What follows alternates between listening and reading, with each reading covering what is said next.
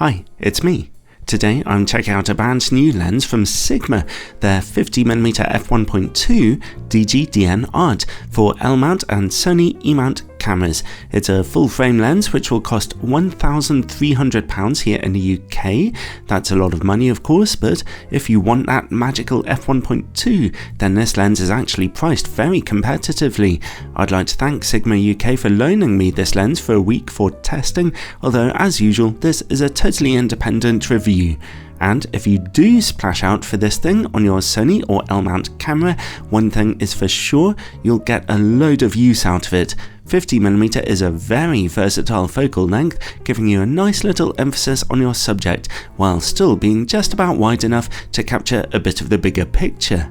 And f1.2 is an extremely bright aperture, about 30% brighter again than f1.4, offering you faster shutter speeds and more deeply out of focus backgrounds, and a complex optical formula of 17 glass elements, including a floating focus system for better close-up image quality, bodes well for the image quality of this new Sigma lens. Its less expensive f1.4 brother certainly performed well enough.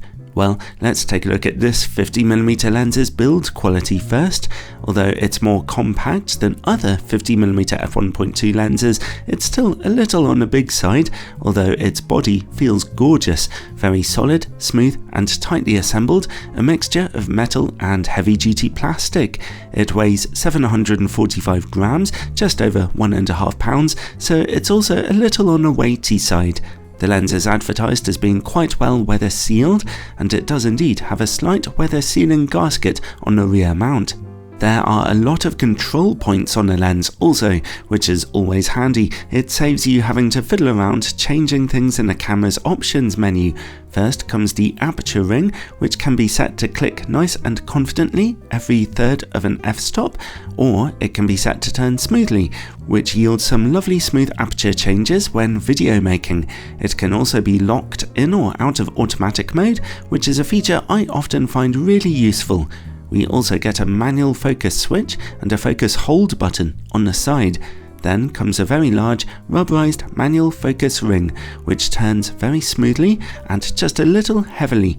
As you can see here, the lens exhibits some focus breathing, zooming in a bit as you focus more closely, but this is actually a better than average performance. Now, let's see about the autofocus motor. It works accurately and silently here. In single shot autofocus mode, it's just averagely fast, but switch over to continuous autofocus mode and it's fantastically quick and has no problems at all tracking subjects. Very impressive for an f1.2 lens. It comes with a nice Sigma carry case and a very good quality lockable plastic hood with a rubber trim on the inner edge. It has a 72mm filter thread size and does not feature image stabilization. Overall, this is definitely a lens with a bit of a size and weight to it, but the wonderful build quality and excellent autofocus make it really stand out. The lens is really enjoyable to handle.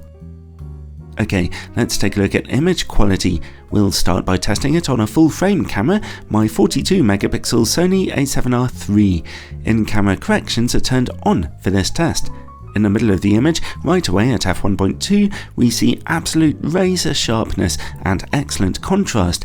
Can't really see any colour fringing on contrasting edges here either. Let's take a look in the image corners.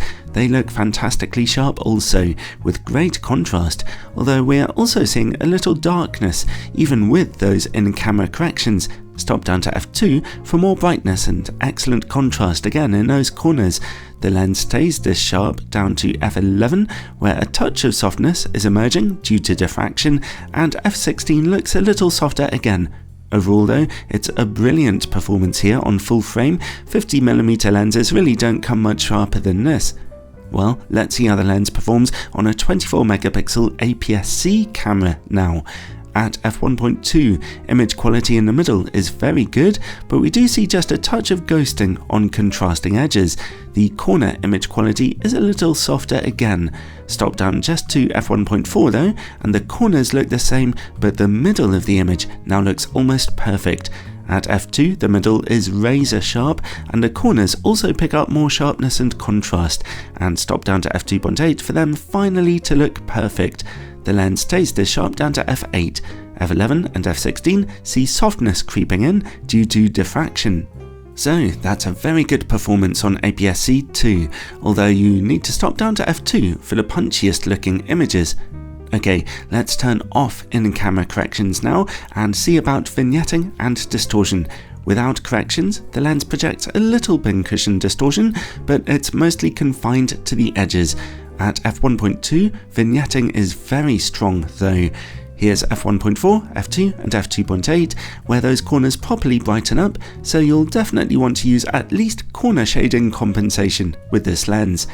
The lens's minimum focus distance is about 40 centimeters, a little better than average for a 50mm optic. Some further good news is that close-up image quality is far better than average for a fast 50 here. We're still seeing very good sharpness and contrast at f1.2 and almost no color fringing, so that's a nice improvement over other 50mm f1.2 and f1.4 lenses. It's just a little better than Sony's more expensive G Master competing lens. Anyway, just stop down to f1.4 and the lens becomes razor sharp when shooting close up, so that really is an excellent performance. Let's see how the lens works against bright lights now. It's a good performance here too. A gentle area of flaring is just about visible at certain points, but this is certainly better than average for a 50mm optic, and better also than the Sigma 50mm 1.4 and the Sony f1.2 G Master. While we're working in the dark, let's take a look at chroma levels. It's good news here too. No real smearing on bright light is visible, even at f1.2. Let's reposition the camera now and look for sunstars. They start to emerge at f5.6.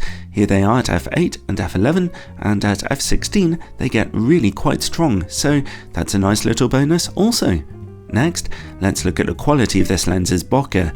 Aside from the usual cat's eye shape to bokeh balls in the corners at f1.2, there are no problems here at all.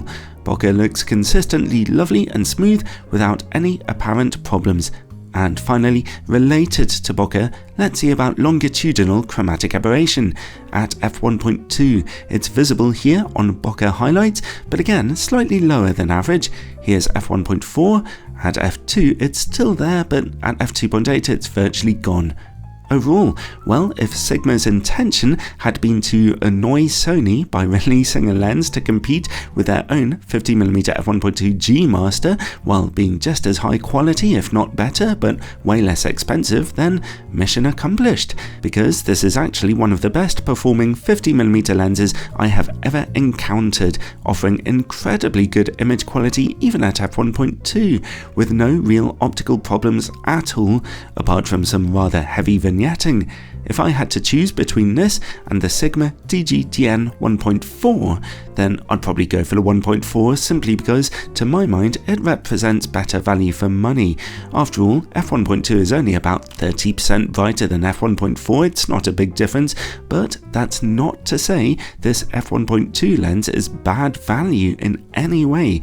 It's way less than the official Sony equivalent, or indeed Nikon or Canon's similar lenses, and its image quality is as good, if not better. So if f1.2 is what you really need, then of course this thing comes highly recommended.